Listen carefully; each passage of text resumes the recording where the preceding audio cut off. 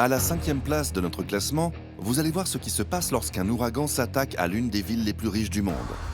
Voici Sandy, qui a frappé Cuba, Haïti et les États-Unis en 2012. Quelque chose d'effrayant se prépare dans l'océan Atlantique. Les conditions sont identiques à celles de 1991, l'année de la tempête parfaite.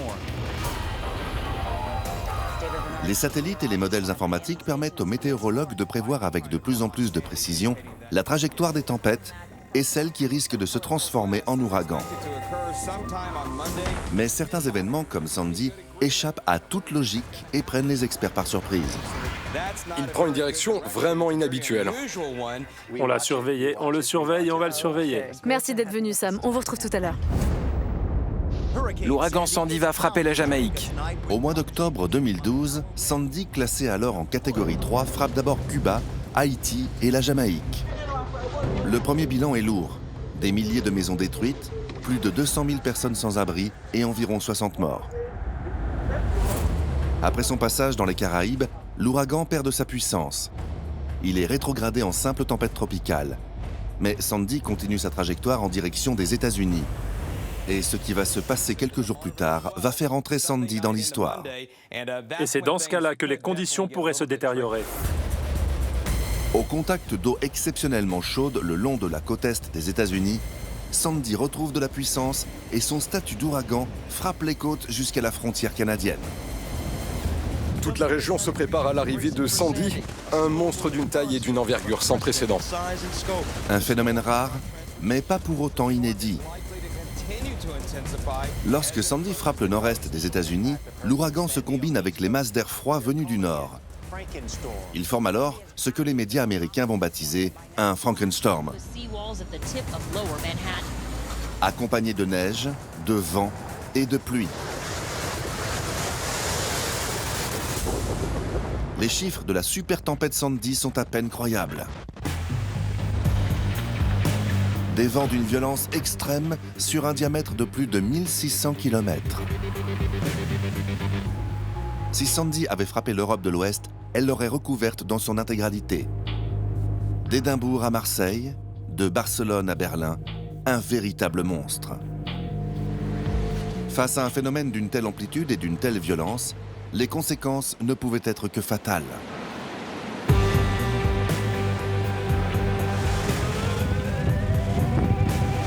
Lorsque Sandy atteint les côtes du New Jersey, les conditions sont idéales pour que se forme une onde de tempête, une élévation soudaine du niveau de la mer.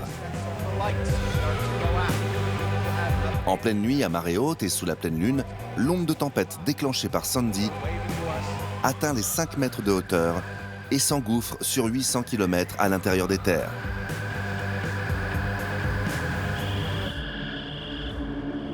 Ici, on est presque complètement dans le noir.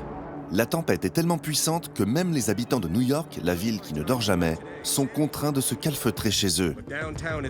Dans le centre-ville, il y a énormément de dégâts. Manhattan, habituellement si animé, est complètement vide. On dirait un film catastrophe. Pour protéger les habitants, la ville a fermé tous les transports. Le métro et tous les réseaux de transport ferment pendant plusieurs jours. Un événement extrêmement rare pour un système censé fonctionner 24 heures sur 24, 365 jours par an. Des zones entières de Manhattan sont sous les eaux. Sandy est un cataclysme pour la ville. Le bilan dans l'est des États-Unis est très lourd. 233 morts, 650 000 maisons détruites ou endommagées, 8 millions de personnes privées d'électricité et 70 milliards de dollars de dégâts matériels. Jusqu'à ce jour, Sandy est la tempête la plus grande jamais enregistrée de toute l'histoire.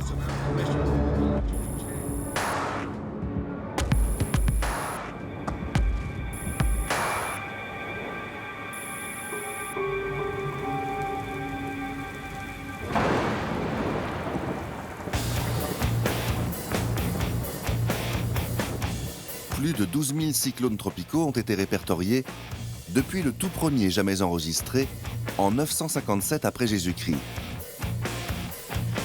Parmi eux, voici les 4 qui ne font pas partie de notre classement, mais qui détiennent pourtant des records spectaculaires. Le cyclone Olivia frappe l'Australie occidentale en 1996.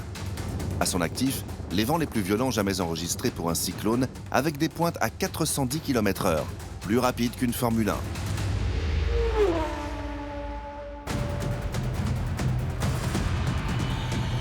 Le super typhon Haiyan dévaste les Philippines en 2013.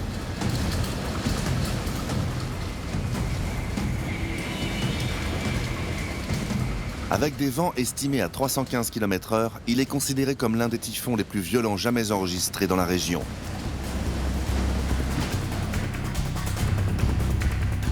Sur l'île, rien n'a pu résister au passage du super typhon.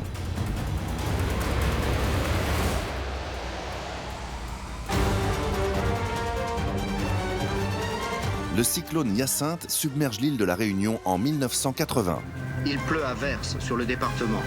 En 2 semaines, il fait tomber 6 mètres de pluie. Et il scrute le ciel. Plus que les cyclones Maria, Mitch et Nina réunis. Car Hyacinthe l'imprévisible.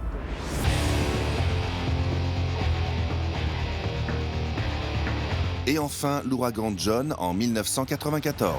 Sa durée de vie et sa trajectoire ont été les plus longues jamais enregistrées dans l'histoire.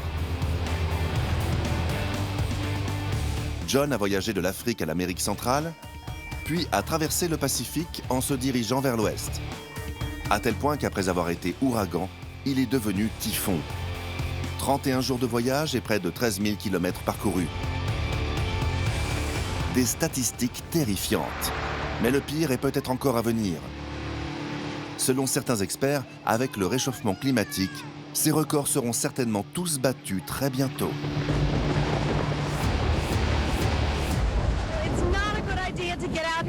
Lorsque frappe un ouragan, les dégâts et les destructions sont le plus souvent en grande partie inévitables.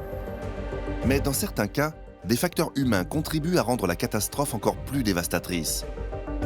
Ce fut le cas avec le numéro 4 du classement, le typhon Nina, qui a frappé les côtes de la Chine et de Taïwan en 1975. Nous sommes au mois d'août, en pleine saison des tempêtes. Le typhon cause des premiers dégâts importants sur l'île de Taïwan avant de se diriger vers le sud de la Chine.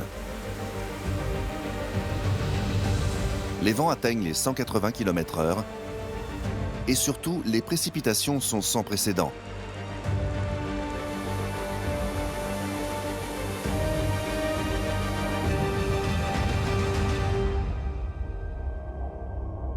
La province de Henan est totalement dévastée. Le premier jour, Nina déverse plus d'1 mètre de pluie sur la Chine, plus que les précipitations du Royaume-Uni sur une année tout entière.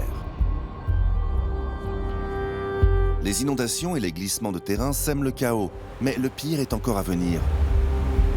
Dans la zone, des centaines de barrages ont été construits pour fournir de l'électricité à la région. Construits par les ingénieurs chinois selon les standards les plus robustes, ils sont censés résister au plus haut niveau de précipitation.